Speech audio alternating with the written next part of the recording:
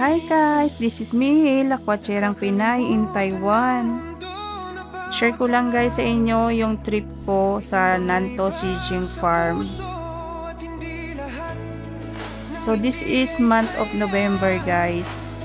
So if you want to try to visit Shijing Farm, make sure na around winter season para hindi sayang yung pagpunta nyo. Pero maganda pa rin naman guys kahit wala yung sakura. Yung mga puno na yan na dry, ano yan, sakura yan. Sobrang ganda niya guys kapag winter season. Nagbubloom yung sakura around January to February. So, mali yung pagpunta ko dito.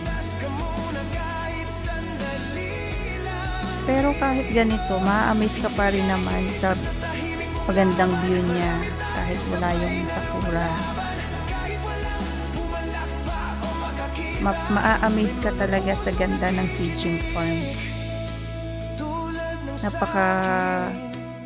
Napaka ano niya, parang ang lapit-lapit mo sa nature.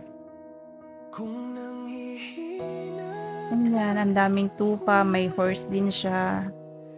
And then mayroon din siyang show, live show ng mga ano ng horses. Hindi ko nga lang napakita guys kasi sobrang ano na nito. Sobrang haba na ng ano niya.